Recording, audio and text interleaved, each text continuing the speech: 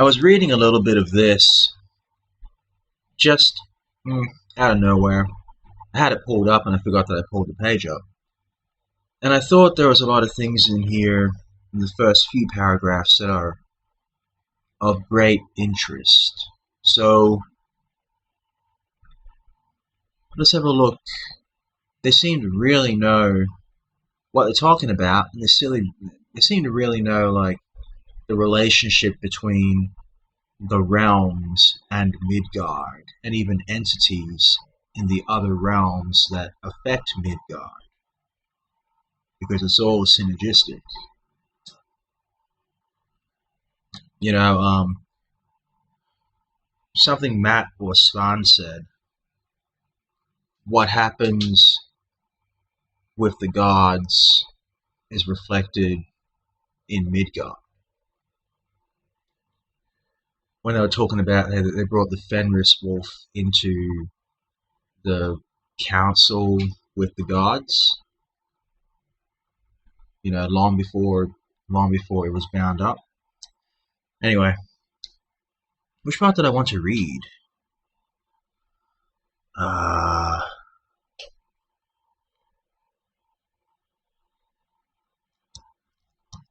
There was a specific part. The white dragon in Wodenic lore. The white dragon. That is us. We are represented as a white dragon, because dragons are not automatically evil just because they're dragons. There's good dragons and bad dragons. There's good wolves and bad wolves. Fuck. Let's start here then. I guess I'll start about here. I'll get the machine to read it. Wednesday. Oh, the golden apples of the immortals. They were just talking about that. Frey brings 11 golden apples with him to a giantess, to a Jotun giantess. And those golden apples are the source of the gods' divine immortality. At least that's what they said.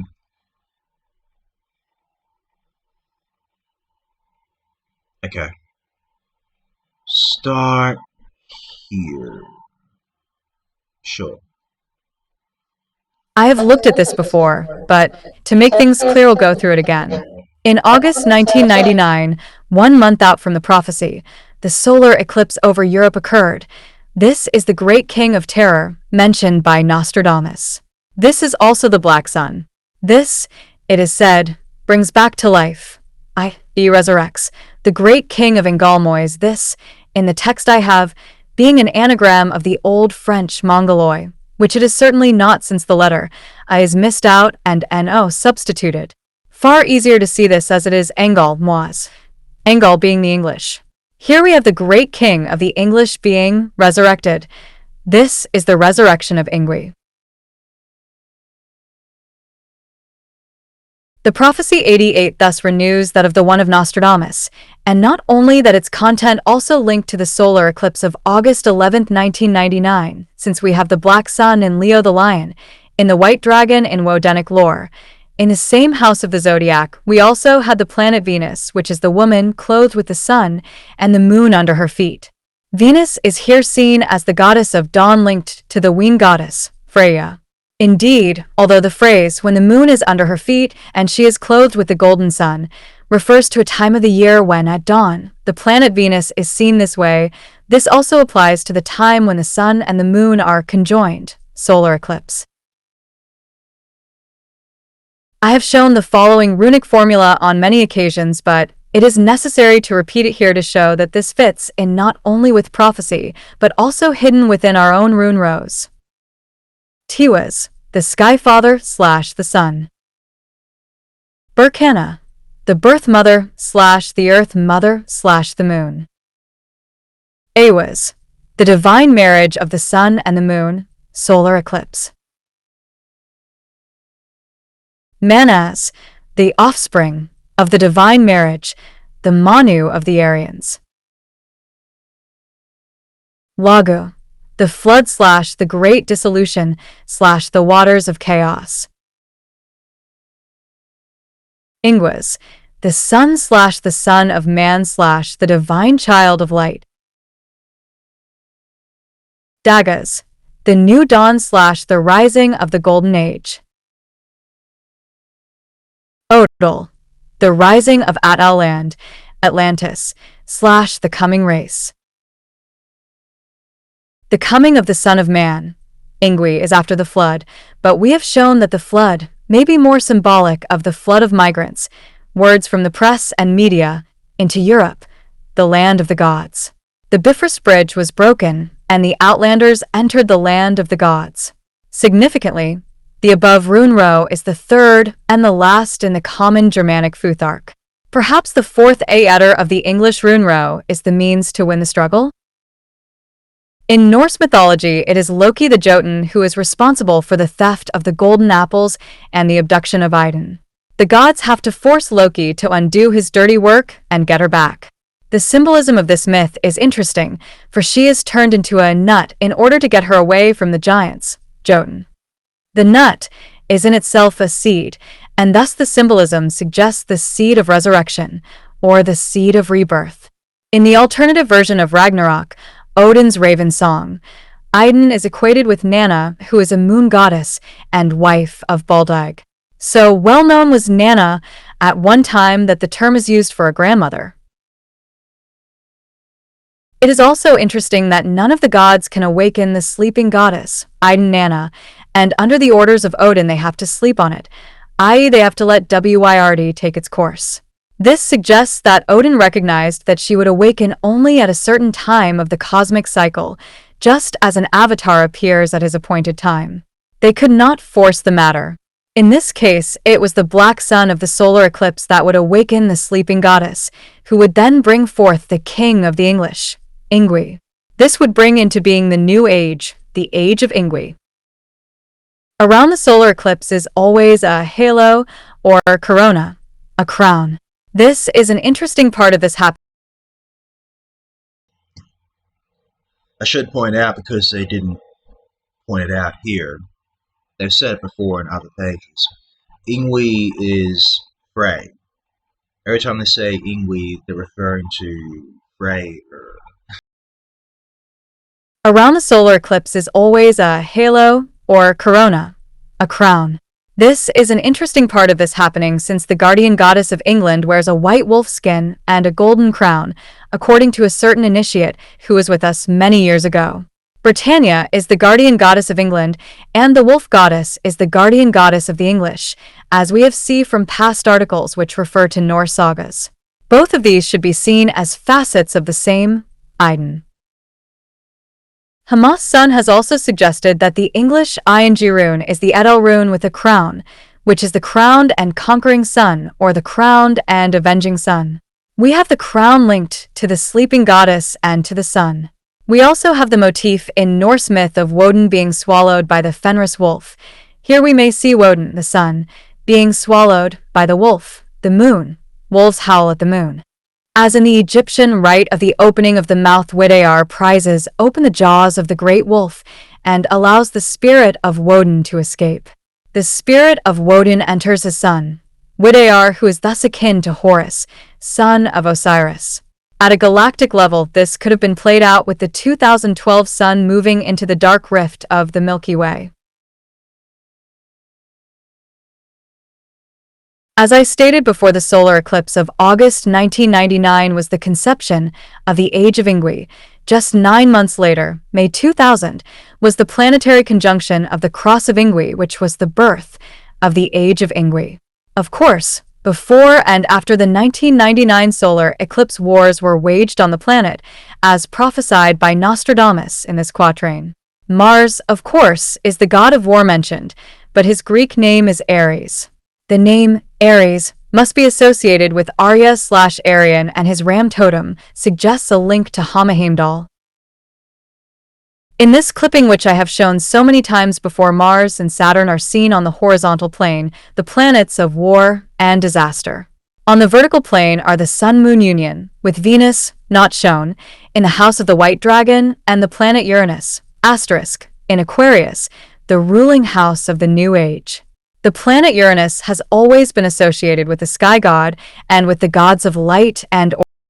The symbol of Aquarius, the water bearer, shows her spilling the waters of chaos upon the earth, the waters of dissolution, and we are witness to this today in the dissolution of the races.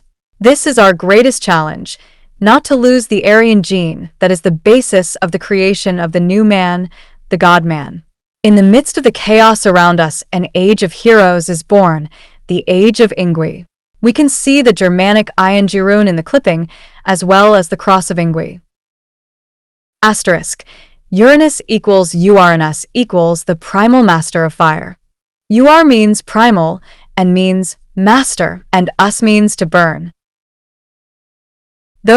Those who had cast out the English cross, but when we consider the symbol of the Tejingal de Singly, whose were based in Englefield, which is now Flintshire/Dyfed in North Wales, this is a black cross, black sun, and 4 black birds, which was associated with the Ungly or Ingle. The fleur-de-lis is the air minsel of the Saxons.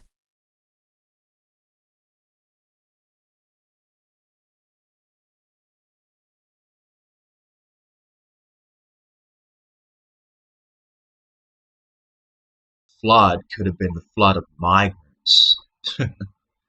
Flood of migrants, which is bringing all this chaos into Europe, which is what it is, it's chaos, into Europe, the land of the gods, the land of the godmen, the land of the Aryan, where there were no brown Vikings, no Muslim Vikings, and no brown Thors. Thank you very much.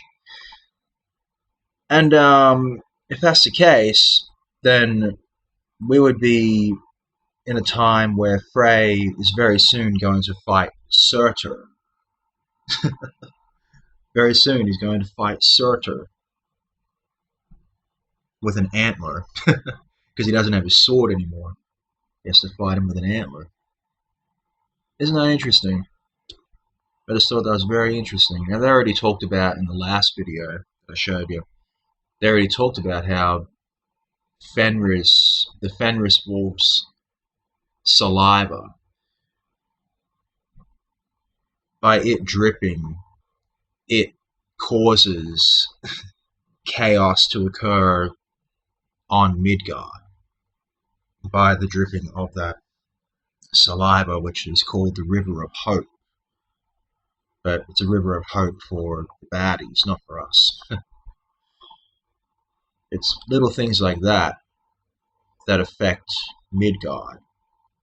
So what happens in the land of the gods is reflected in the realms of men. You see. Similar to Vanaheim. Vanaheim is the realm of life. It gives life to Midgard. So if someone went and destroyed that, Midgard would be in serious trouble.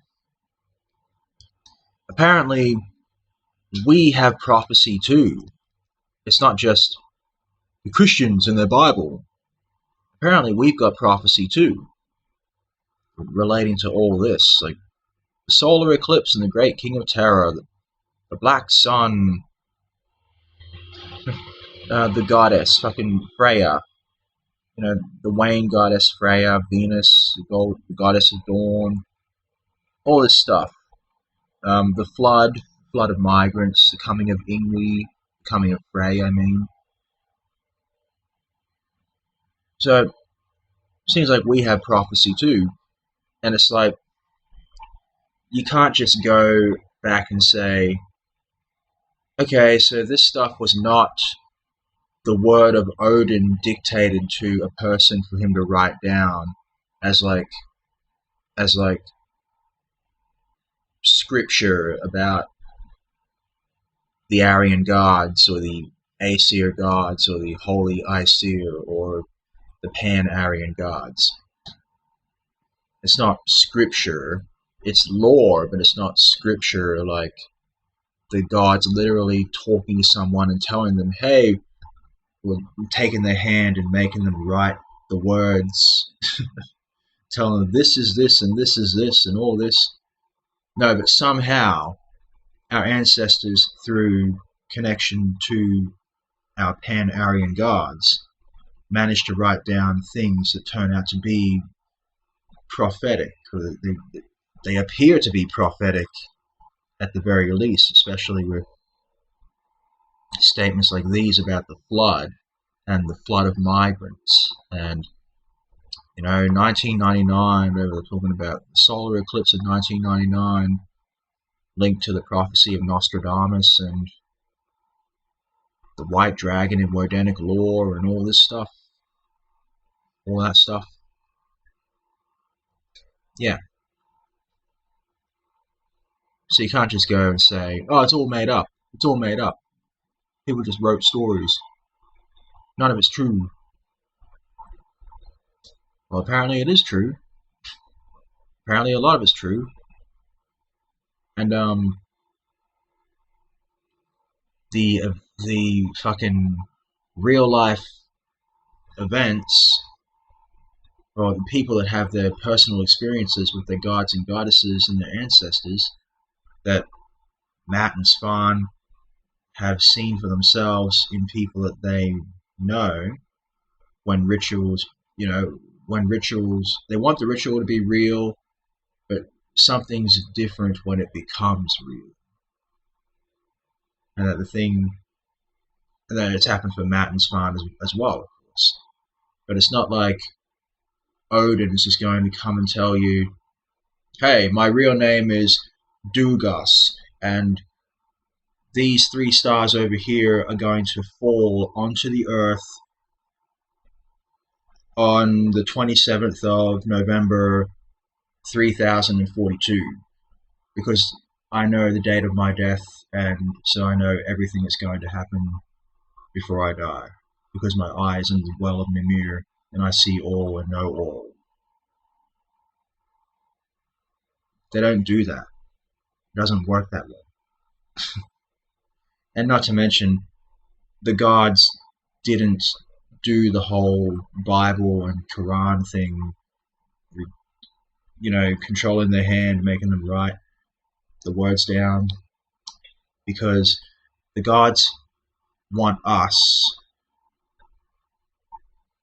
how to put it, the gods want us to do the work, to take the agency to learn these things for ourselves, and to figure these things out for ourselves, not to baby us, not to spoon feed us all this stuff. They leave it incumbent upon us to,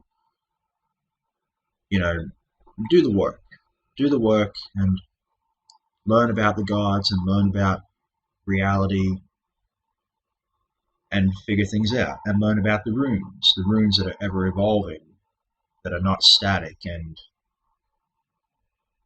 don't even stay a certain amount of runes. They also grow and decrease, all sorts of things like that. So none of it works the way you think it works.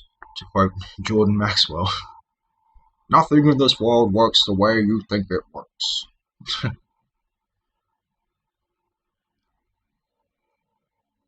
And that's what our ancestors did, and that's what we do as well. And by doing all of this, we forge connection with our gods. And that's what most of ritual and magic, rune spells and rune art and spiritual rituals, invoking the names of the gods, or evoking the names of the gods. Invoking is to bring them inside you. They invoke Jesus into their body. The Christians do their thing. And Yahweh, by the way. Jesus and Yahweh. So by doing all of that stuff, reaching out to the gods and forging connection to the gods, we are learning about them and learning some of their ways and strengthening the connection to them, building connection to them.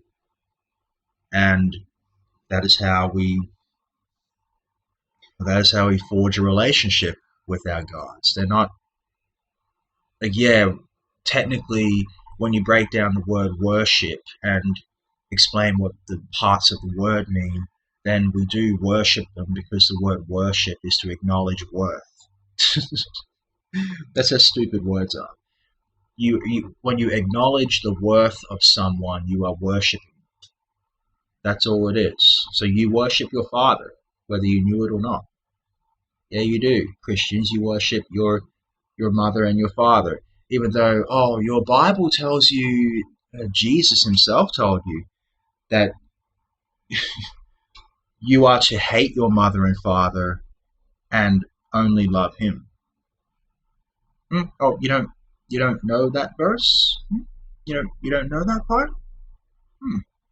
That's interesting. I thought you Christians read your Bible front to back, cover to cover, like 20 times or something to show your piety to your Yahweh. Oh, but I forgot, you skip books in the Bible because you're told to skip them, don't ya? You're told they're non-canon. Jesus made the Torah canon when he said he has come not to repeal the law of Moses, the Torah, but to fulfill it. And that salvation comes from the Jews, and that Nathanael is a true Israelite. Right there he's saying that Jews are Israelites. And that he called himself a Jew. He said, you know not what you worship, but we Jews know what we worship, for salvation is from the Jews. And getting back to what he said about your mother and father, that he is here to put you at enmity with your mother and father, with the dwellers of your household. Turn father against son, mother against daughter, and all that.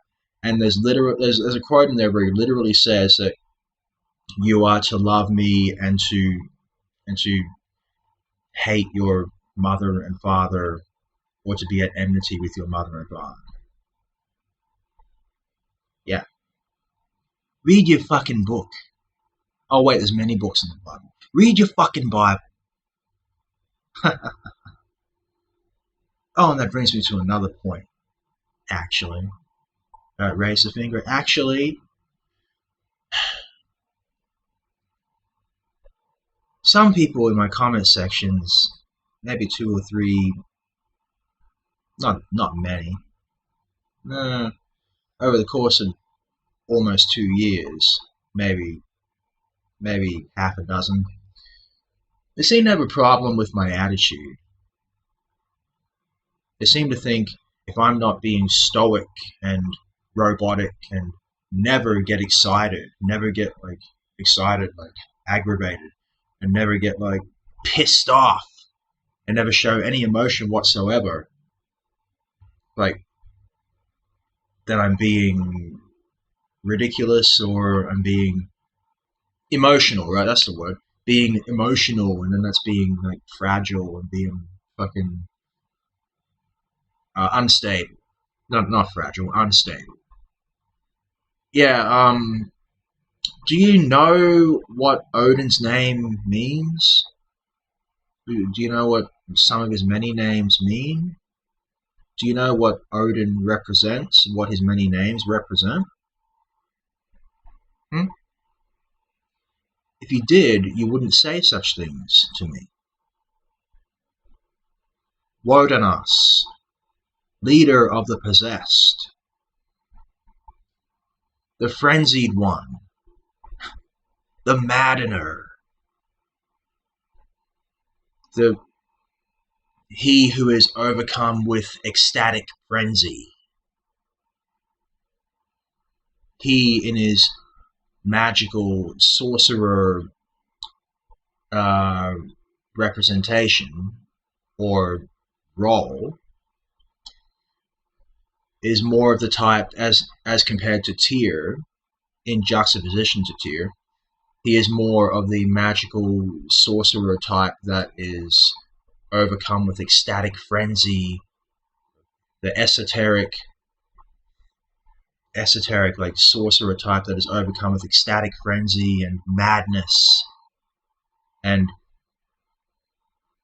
the stirrer of strife, and he delivers wrath, and he's not exactly polite. He's certainly not polite or kind to his enemies. If I'm making fun of you in a video, you're my enemy. If I'm making fun of Aryan Empire in a video, he's my enemy. If I'm replying to someone in the comment section that was clearly antagonistic towards me because they were telling me such and such about the demiurge, or telling me I'm wrong about something to do with Christianity, but someone tried to tell me, you're so wrong about fucking Christ, and tried to tell me that, I don't know, that the Edomites are Jews or something like that. You're my enemy. Do you know why I behave that way towards my enemies? Because that is what, first of all, that is what Lord Odin embodies, is that kind of attitude towards his enemies, especially when he's taking disguises and mocking Thor, when he's arguing with him. Yeah, Hagbringer, or whatever his fucking name is. That's not Loki, that's Odin. You know, the one on the boat. And Thor wants him to fucking ferry him across. And they're arguing for ages. That's Odin. He's an asshole to his enemies. I'm not calling Lord Odin an asshole, like, I'm not saying he's an asshole myself. But he be's an asshole to his enemies. He is the frenzied one, the stirrer of strife. Overcome with ecstatic frenzy, the maddener. He walks in madness, like especially once he leaves Asgard, once he leaves the Hall of the Gods. And it's you know, when he's going to fight, it's time to fight. Then he goes into his state of like complete and utter madness and frenzy. So that's the things that Odin represents. Why do you think I sound like a raving lunatic sometimes when I'm making fun of people? Because that's Odin coming through me. Because I'm embodying the spirit of Lord Odin. I'm channeling the spirit of Lord Odin. And so I embody his traits when I go through that process. Because that's just what's happening. I don't know how else to fucking explain it other than that's how it works. That's what's happening. The fury of Freya, the wrath of Wotan, the arrogance of Wotan, the insults of Wotan, the cursings of Wotan. You know, cursing his enemies and all that. It's not some fucking strange thing. It's not like, oh, you're being emotional. Yeah. I'm gonna insult people if I think they're fucking stupid. Shut your stinking pie hole. Oh, and by the way, quick tip. Stoicism is Jewish. Juan, you might have thoughts on this. Yeah, actually, those two questions really link really well. I think that we need to move away from, and I spoke of this before, that the Jotuns are like a different race from the Aesir. That's like saying that the French and the English are a different race, or you know, the Germans and the Dutch are a different race. They are very different in their overall you know, the cultural stuff and a lot of those things. And from a mythic standpoint, where Dutch they got stand, chocolatey Pete. What's that? I said the Dutch got chocolatey Pete. Yes, and I'm sure the Germans are like, no, those are swamp Germans. Those are different. You know, we need to get away from that because, of course, it is clearly known that Bor is the first Aus. Bestla is a Jotun from the Hrimthurser of the primordial. So Jotun, first and foremost, should always kind of be seen as Alshergo, they said, ancient. But it does have linguistic connection to like an Icelandic word, Jarvi. Jarvi means to consume, and it survived in our language with the word scarf. And sometimes, you think of the clothing item, but other people will also say he scarfed down that food. It's because it still holds into connection of the idea that there is a consumption in the mouth of, like, it's just constant. So the biggest culprit of what, and I think that a lot of people, when they look at Ausatru and they go, oh, well, you guys are amoral, or you guys don't have any sense of, punishment for wrongdoings or what have you, or you don't necessarily have a source. A lot of people will argue, oh, no, Loki's not like a devil or what have you. But there is a clear source of where you're seeing a lot of this coming from. It is Fenris Ulfr.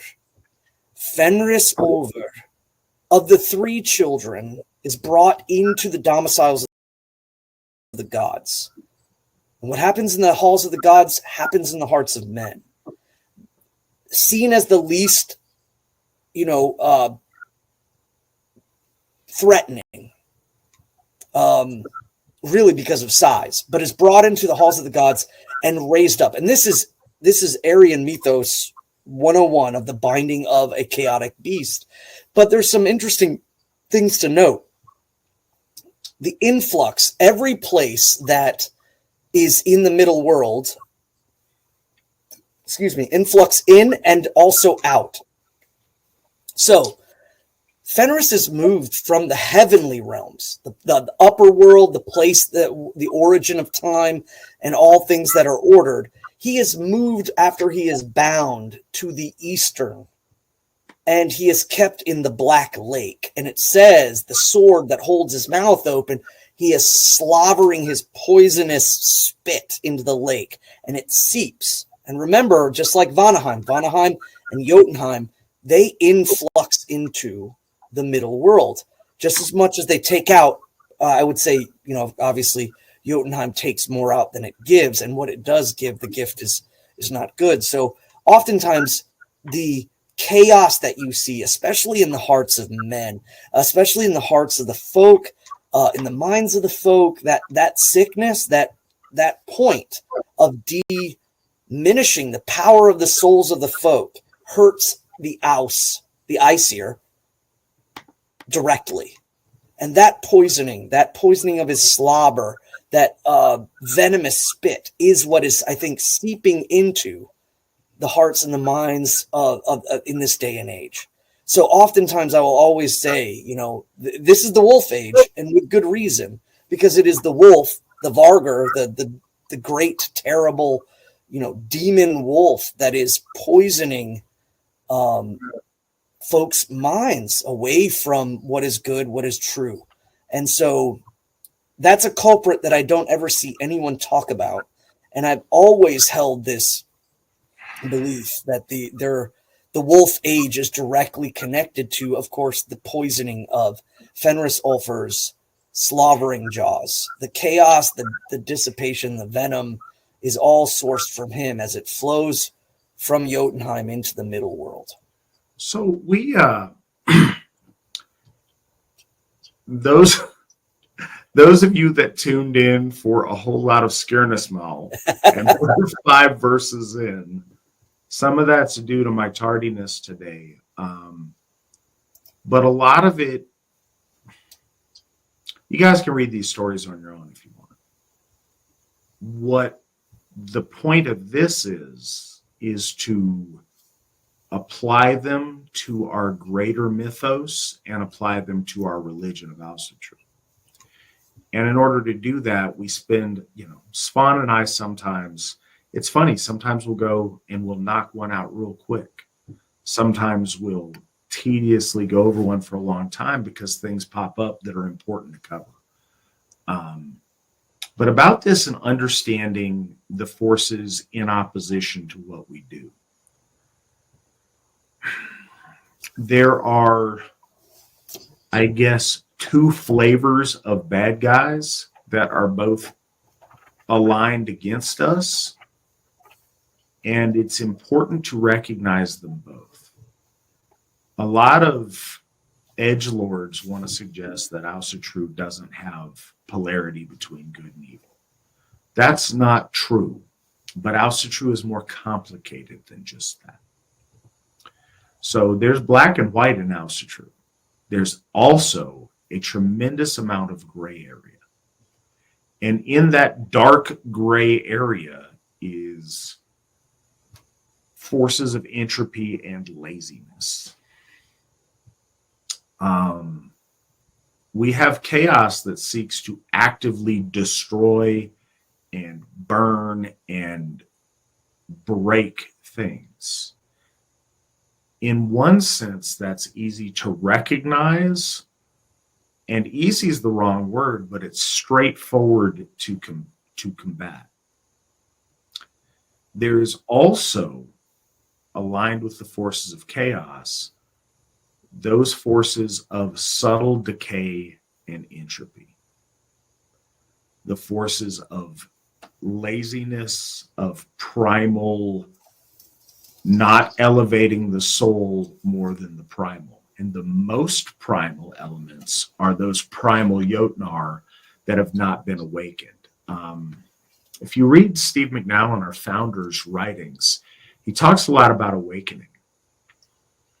One of the, I guess, differences between the Aesir and those primal Jotnar that are the progenitors of the Aesir is these very powerful primal forces that still slumber, and they exist in a sort of slumbering state. They're not fully conscious. They're not fully awakened. The Aesir are awakened. They're aware of their divinity, and that sets them apart. That force of consciousness and will sets them apart and is imbued in what we are as the Aryan or the noble people. We see that all the time. It is one thing when we have an evil foe to go out and fight.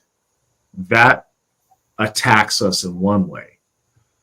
But that force of keeping us from, keeping us focused on the primal, keeping us focused on our bellies and our loins, and that's what we're focused on. Nothing higher, nothing better, keeping us in an animal state.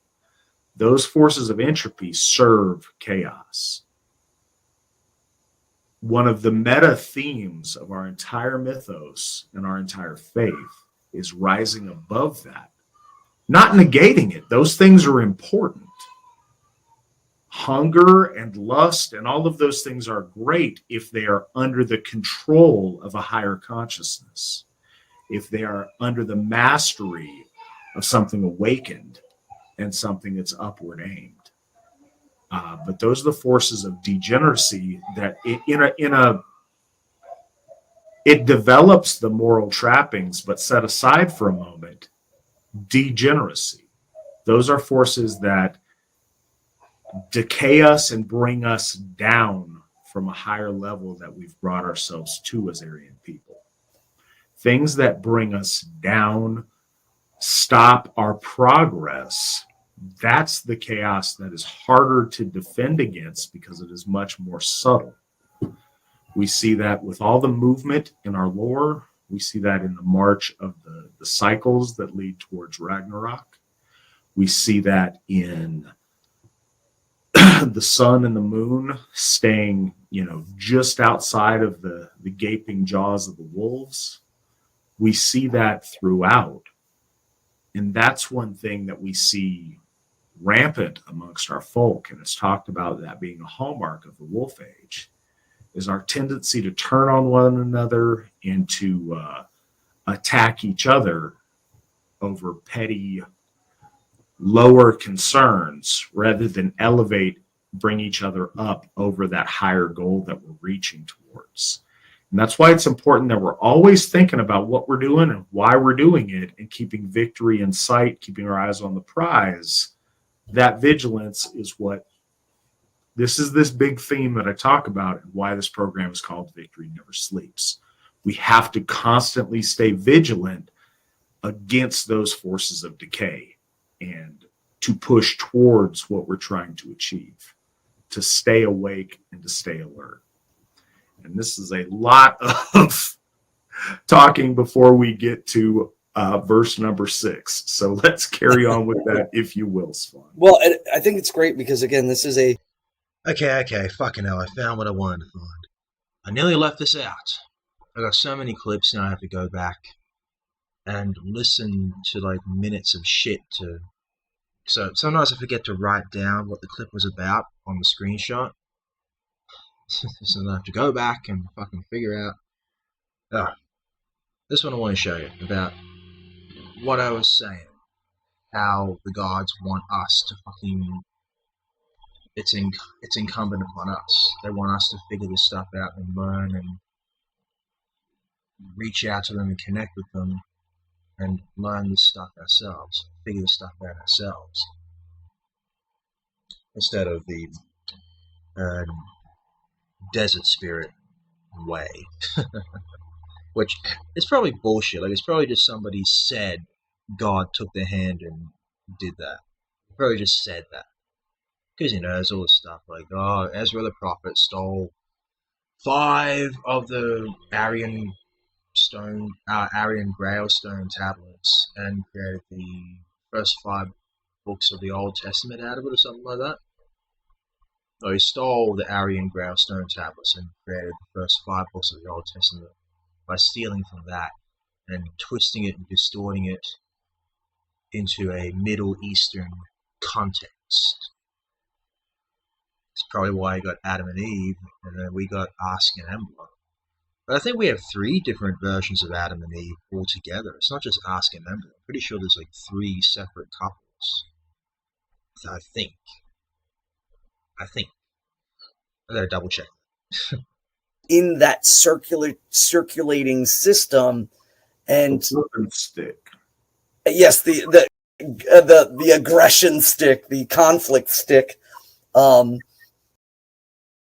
And then he has Mjolnir, the lava flow, and the geysers and the sulfuric sense, the very kind of poisonous or darker side, the caverns, the crack and deep places of the earth. Gridr is seen as that is her dominion, and she gives the power of these iron items to Lord Thor, and it's just an interesting kind of just a little headspace of where I'm at with some of these things. It's interesting to me that the might of the earth is a belt around Lord Thor, and that he has, you know, his iron gloves, a kind of like a positive and a negative. He has an iron rod within that circulating system, and stick. Yes, the aggression stick, the conflict stick, and then he has Mjolnir, ultimately the switch. So, in essence, I feel like one of the mysteries that the gods gave to us in this analogous sense is alluding to the magnetic and electrical power that Thor has, almost in a symbolic sense. A coil wrapped around a magnetized rod of iron creates an electromagnet. And I do believe very much so that Lord Thor, because they are gods, they understand how these things work. We do not. We learn them as we go, and I don't think it's incumbent upon them to teach us. They want us to earn this knowledge. And, when I speak about the 4 names of Thor, one of the names of Thor is Veir. And Ve, of course, means like a holy body, or could be a temple. But I've always kind of analogated it to the atom, that the most basic and building block or structure of creation is the atom, and he is the sanctifier of that holy space, which takes in the form of electricity or electrons. So applying the the gods to all manners of things. We could speak about them esoterically. We could speak about them in the sense of lore and stories, and talk about, why, Thor wearing red or having a red beard, or like there was even lore studies about why his eyes and the mouth grimacing on the god poles. There's all that's kind of good stuff too.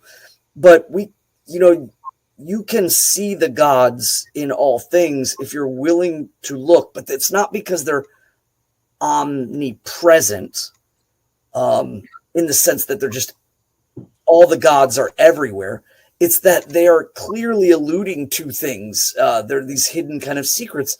You can see where their dominions keep them, and what the catalytic throne for Lord Thor and how he interacts with the worlds is, through this kind of sense of breaking catharsis, the flashing of light, the deep transference of heat in order to break imbalance or to create balance. Again, that's why tornadoes and hurricanes exist, because there's an imbalance and there's an attempt, to seek that balance. And oftentimes it's ripped asunder is what, brings that. So seeing the gods in everyone and in everything, or at least within their particular domains, is a practice that I really encourage people to do, not so that it can be like, oh, well, then that means, Thor is everywhere. It's that it builds your relationship with them. And what you begin to see is that the gods have great power. They are in a lot of places, and you can attest a lot of things to them that perhaps weren't always seen. Understanding that Thor is riding a chariot, is that where that the chariot, the mobility or the vehicle of the gods, whether, we're talking about every Aryan branch has, the gods have vehicles, but why a chariot? Because historically we know how much significance the chariot had as a symbol of us being a people as we moved. There's even reference of it in the Bible in which it said that Yahweh could not conquer those who rode with iron wheels in the north. And they're, speaking of the Aryans. And then there was the Tyrannus amongst the Gauls. He had a wheel and a cudgel. A lot of this symbology is history, story, but it could also be more. It could be science. It could be or the understanding of the universe, big and small. But so Iron Gripper, outside of the Gylfaginning and outside of which did he say? Which was the other one? Oh, you just said that. Was it just the Gylfaginning? Oh no, the Skull Scalper. Scalper Small. Yeah, the biggest point of connection for me, and I don't think it does, but what I immediately would recommend is that if you're interested in this story,